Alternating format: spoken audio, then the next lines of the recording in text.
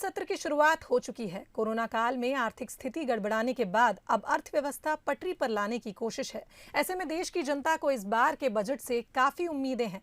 Real estate के कारोबारियों को इस बजट से क्या उम्मीदें हैं, सुनिए।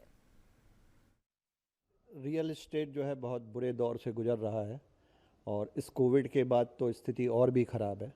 तो सरकार को इस ओर ध्यान देना चाहिए।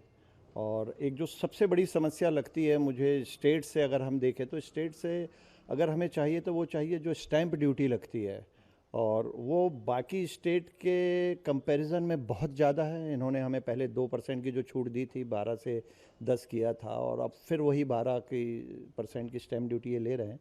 तो हम तो चाहेंगे सबसे पहले सरकार को गौर करना चाहिए कि वो स्टैंप ड्यूटी को कम करे। रियल एस्टेट को मंदी से या इस विषम परिस्थिति से उबारने के लिए सरकार को कहीं ना कहीं इसमें जो लगने वाली पूंजी है उसकी व्यवस्था को लेके जो अभी इस समय फाइनेंशियल इंस्टीट्यूशंस के जो नियम हैं उनको थोड़ा सा सकारात्मक और लचीला करना चाहिए। और सरकार या फाइनेंशियल इंस्टीट्यूशंस सभी लोगों को एक ही चश्मे से ना देखें, और ये बहुत बड़ी मदद होगी हमारे पूरे समुदाय के लिए।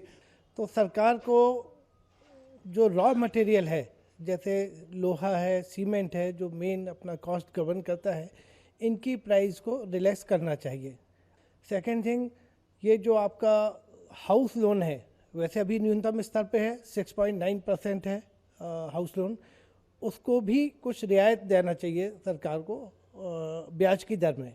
हमको बैंकिंग सेक्टर से मदद की बहुत आवश्यकता है इस समय, क्योंकि रियल एस्टेट पिछले कुछ समय से जिस दौर से गुजर रहा है, जिस तरीके से चीज़ें मार्केट ट्रेंड चल रहा है रियल एस्टेट में, जैसा बायर का माइंडसेट है, उसके लिए हमको एक बैंकिंग फंड्स की बहुत आवश्यकता है, जिससे हम अपनी चीज़ों को समय पे पूर्ण कर पाएँ, हर सारी चीज़ें कर पाएँ।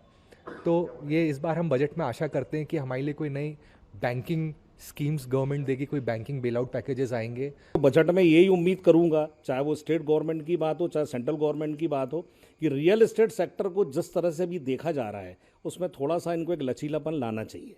फ्लेक्सिबिलिटी होगी, रिलैक्सेशन मिलेंगे तो सेल बढ़ेगी तो डिमांड बढ़ेगी, तो उसके हिसाब से दाम बढ़ेंगे। अभी तो आप सारे ओवरऑल सारे इन्वेस्टमेंट को कैलकुलेट करें तो दाम गिरने से सबसे ज़्यादा इफेक्टेड हम ही बिल्डर हैं। क्लाइंट तो अपना बजट देखता है, हम अपने बजट की बात किससे करें? हमारे साथ बहुत सारी चीज़ें हैं। आज बैंक मैटर हो, फाइनेंस के मैटर हो, जैसा मेरे और साथियों ने बताया, तो मैं तो यही आशा करता हूं कि बहुत अच्छे तरीके से सोचकर रियल एस्टेट पे बहुत गौर करना चाहिए सरकार को, और मुझे ऐसी उम्मीद है कि शायद ऐसा हो, आपके माध्यम से हो।